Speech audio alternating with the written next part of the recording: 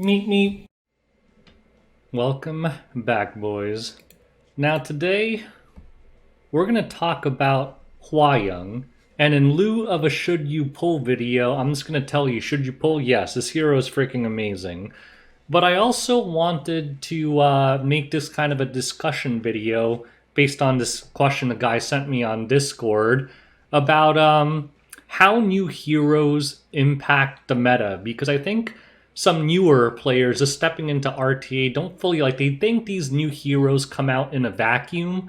But the more important thing about new heroes, the reason why they shake up the meta is the impact it has on all the other heroes in the game. And sometimes even their artifacts will have an impact.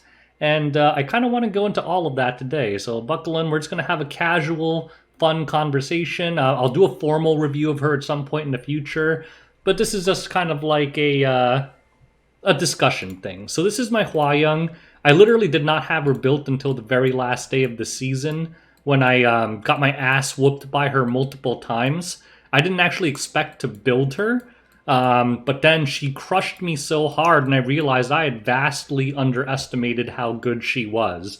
Because based on her kit, I was like, kind of seems similar to ML Kawazu in like a attack-based, heavy-hitting S3 hero that will just kind of have dead turns in between.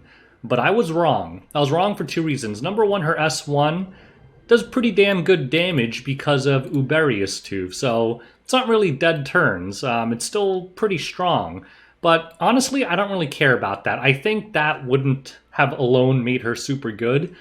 The reason she's super good is I totally underestimated this barrier because the thing I always tend to underestimate barriers because a lot of heroes have barriers in their kit, right? And usually they give them some kind of garbage barrier, like outside of like FCC, they'll give them like a barrier that gives them like 200 life and it just gets cracked instantly and does nothing. Hwayoung's barrier is freaking thick. And, the way you build her, I thought because you needed to have HP difference between you and the enemy to really maximize her S3, people would be building her kind of squishy. And because of that, she'd kind of be a glass cannon, right? But when you combine her kind of built-in crit damage proof and this stupid thick-ass barrier, she becomes extremely difficult to kill, which makes her very, very annoying. Honestly, I think without the barrier, her built-in barrier, she really wouldn't be that hard to deal with.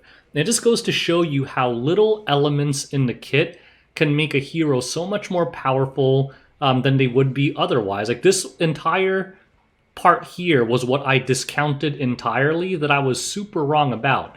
This barrier is thick and it actually gives her lasting power throughout an RTA match and survivability, where it's not uncommon for her to get her S3 off multiple times.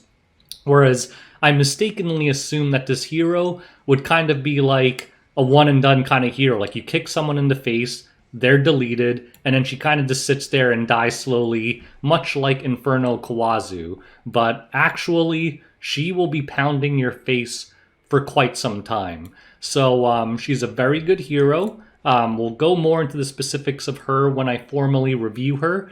Mine is on garbage gear because, historically I've not kept, like when I keep attack gear, I usually want crit chance, crit damage. So you can notice I have a lot of burn stats, like 22% crit extra on her.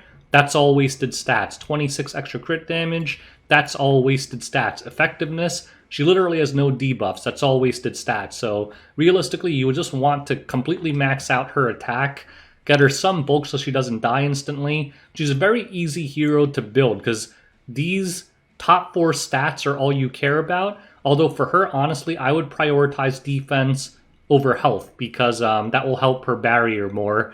And you really want HP difference because I noticed like I run a very squishy Rimuru. And most Hwayoungs couldn't do anything to him because that HP difference was too small. And when the HP difference, if Hwayoung has more HP than what she's hitting, she actually only does like 9k damage or something. Like it doesn't really do anything at all. My Rimuru was never killed by a Hwayoung S3. So you probably want to keep her HP low. I heard that some people are recommending that you don't get the 6th Awakening.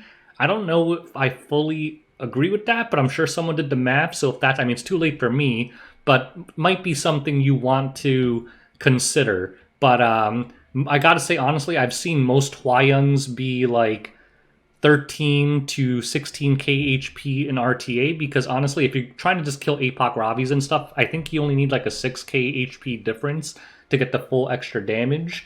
So I guess people don't want to build her too squishy and just get one-shotted by Rimarus. So I'll leave that up to you. But yeah, she is a very strong hero. Now I want to talk about the second half of this, which really isn't about Hwayoung specifically. But, I just want to talk about, because I think this hero is a perfect representation of why metas changed and why this hero caught me off guard and why I really hate that Smilegate is doing this thing where they have balance patches and new heroes coming out like literally the day before the end of the season. Because this hero, for my playstyle particularly, really screwed me up. I lost so many matches on the final day to this hero. I'm honestly convinced that if this hero didn't come out, I would have had a very good chance of hitting Legend, but I just could not figure out how to beat this hero. Why? Because of my drafting style, because I tend to like tanky, bruiserish heroes and whittle the enemy down. So let's talk about some heroes and how they got impacted by Hwayoung's introduction into the meta. So let's talk about some heroes that I really like, that I drafted heavily. And anyone who plays me in RTA knows that I really like this hero. Like, number one, my go-to hero, I'm almost always going to pick this, right? I'm almost always going to take it. This, I'm almost always going to take it. This, I'm almost always going to take it if it's available. This is my go-to, like, I don't really know what you're doing pick, so I'm going to pick something toxic pick. And as much as I bash on the guy, and I think should be deleted from the game, I also use this a lot because he's just very strong. And also to a lesser extent, I recently started enjoying using this. Now, what's the problem with every single one of these heroes? Well, Hwayoung actually obliterates all of them. Any high HP hero instantly gets deleted by Hwayoung. Assuming that they don't have attack buff, then they'll almost get deleted, but still like an insurmountable amount of damage to recover from most times. So this hero specifically countered a lot of the heroes that I really enjoyed using, because I like using high HP bruisers. Now you're going to say, but Riolet is not a high HP bruiser. Well, actually, the thing is, she also dunks on evasion heroes, and in many respects, she is basically an ML hero, right? Because the thing about Elemental Disadvantage is, I think you do, 75% damage on a miss, but the real kicker there is that you lose all your crit damage, and most DPSs are running 300 plus crit damage. Because she doesn't crit, she actually doesn't really care that much if she misses. And with Uberius Tooth, she ends up doing most of her damage anyway. So I will tell you that a well-built Hwayoung would one-shot my Violet on a miss. On a miss. And Riolet, don't even get me started. If she punches Riolet in the face, even with literally no HP difference, the average Hwayoung will have more HP than Riolet. He just gets one-shotted. Another thing that I did that was stupid on the last day was, for some reason, I had a brain fart, and I picked... Where is she? I'm going to actually use this thing for once. This. I picked this against Hwayoung, which was obviously a stupid idea. I'll tell you, this hero is completely useless with Hwayoung in the game, because she literally dies to Hwayoung's S1. You don't even need to S3. You will die to one kick to the face, unless you have Immortality up. But this is why metas change. Because Hwayoung is in the game now, a lot of these heroes are not at all safe picks anymore. The reason why this hero was so busted And, she's still very strong. Don't get me wrong, I'm not saying like Apoc Ravi is bad now just because one new hero came out. But the reason this hero was so busted was because, not because of her kit. I mean, her kit's super strong, but a big part of it was because she's so safe. Like, when you're drafting, again, if you watch my RTA guide video, your first picks, you want to have it be something safe. Especially since we're going down this train in E7, where competitive RTA is just becoming a rock, paper, scissors pissing match, where both players are just trying to pick these stupid things that can literally 1v3 or 1v4 because they hard counter a team so bad, and just keep chaining rock, paper, scissors heroes together, and whoever does it better wins. And I will say that as the seasons progressed, drafting got way more important. Like, it was always important, but it's even more important now. And having a huge, deep kit of heroes with good gear is more and more important. Like, people complain about hero diversity in RTA. There's so many viable heroes in RTA now, and it's all about countering the enemy team. But the main point I'm trying to make is Hwayoung made this not a safe pick. If you pick this early, the classic counter I kept running into was LQC and Hwayoung, and then they'll usually stick in like an Amelia or some kind of attack buffer in there. And in the past, if you picked Apoc Ravi, like, the only real thing that could one-shot her early safely was LQC. And if you tailored the rest of your draft to deal with LQC, like, my personal favorite was Crowd, because LQC's AoE damage basically means he gets to horse right away if they S3 with A Ravi, and a lot of times A Ravi will survive an LQC S3.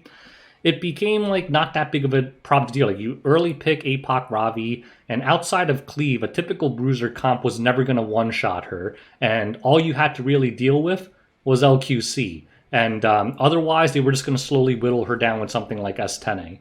But her introduction into the game, like, I kept first picking A Ravi, and I just could not figure out how to deal with the rest of the draft if they picked freaking Hwayoung and LQC. So to me, this is nowhere near as safe of an early pick as it used to be.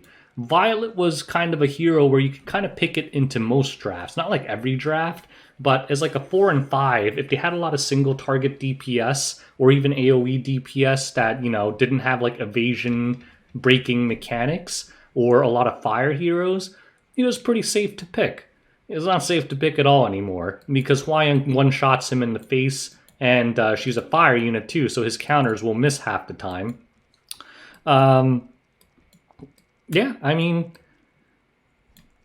I don't really know what else to say on this thing, but the thing is, I'm going to try to put like a picture on the screen or something that kind of shows that when a new hero comes out, the stocks of various heroes, like, even if those other heroes don't change at all, their value in the meta will drop and other heroes will rise up. Like, now that Hwayoung's here, I would think that like things that do non-critical hit damage go up in stock, or debuffers go up in stock to try and control her because she doesn't really have any ability to break out of debuffs other than the immunity she grants herself.